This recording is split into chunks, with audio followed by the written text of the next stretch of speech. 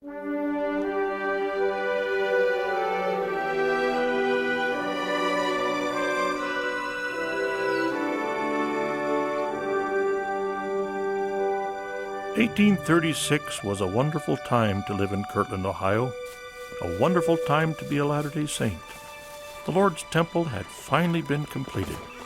The church was growing, and along with all the accompanying spiritual blessings, the saints were seeking to etch out a better way of life.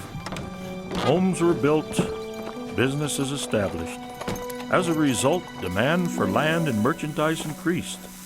Prices skyrocketed. There was profit to be made. Money was scarce, particularly for new converts who were arriving in droves due to the church's zealous missionary efforts, usually without much more than the clothes on their backs. Good afternoon, brethren. Midas Waters. Brigham Young, this here's Lyman Johnson. Morning. I didn't reckon on meeting so many apostles my first day in Kirtland. Here in Kirtland, you can hardly take a step without meeting an apostle or two. Over there is Orson Hyde. You brethren know where a family of new converts might inquire about a new parcel of land? As a matter of fact, Lyman, aren't you and your brother planning on selling off a parcel? We are indeed. Reasonable, too.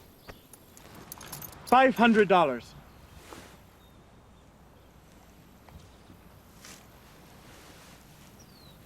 It's a mighty fine piece of land, Brother Johnson. But $500? Excuse us.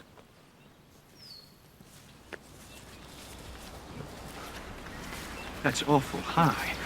Only trying to better my own situation, Brigham. Nothing wrong with that. I'm not against a man trying to make a reasonable profit, but there's more here to consider. Brigham, we don't see eye to eye in this. This man and his family joined the Church of Jesus Christ. They pulled up stakes, leaving everything they know behind, so that they could come together with the saints of God. And why? Because the Lord asked them to. And then, when these folks finally arrive, they find there's not a dream under heaven that they can afford to stay. And this, because the Lord's very servants want to better their situations. Whose kingdom are you trying to build? The Lord's or Lyman Johnson's?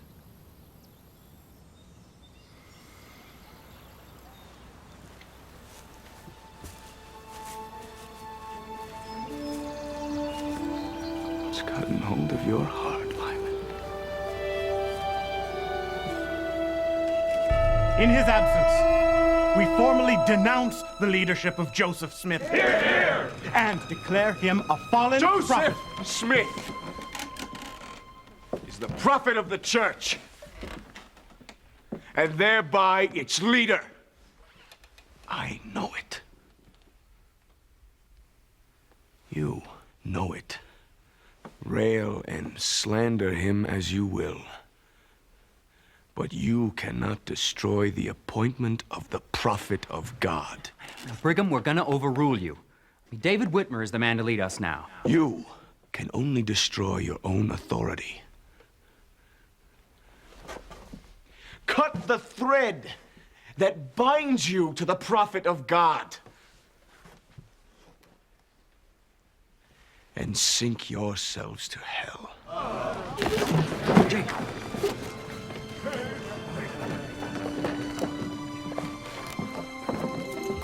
Quorum President Thomas B. Marsh returned to Kirtland from Missouri to meet with the 12 and reestablish quorum unity. Parley, what brings you out this direction? Well, I'm actually on my way to Missouri. Well, how are things? And the 12? Heber has gone on a mission to England. How's that? Joseph approached him in the temple and called him right then and there. How could he do that? It is the quorum's responsibility to spread the gospel abroad, not Joseph's. Orson Hyde also. What? Orson overheard the ordination. He asked if he could be called as well. I specifically instructed the 12 not to leave for England until I could organize their missions. just over one. Seeking the Lord's Come in. counsel, Thomas met with Joseph. Brother Marsh, thank you for coming. Take care of these for me, please. Excuse us. Thank you so much for coming. Certainly. Please, have a seat. Thank you. The result is section 112 of the Doctrine and Covenants. Verily, I say unto you, there have been some few things in thine heart with which I, the Lord, was not well pleased. Exalt not yourselves. Rebel not against my servant Joseph. For verily I say unto you, I am with him, and my hand shall be over him. And the keys which I have given unto him shall not be taken from him.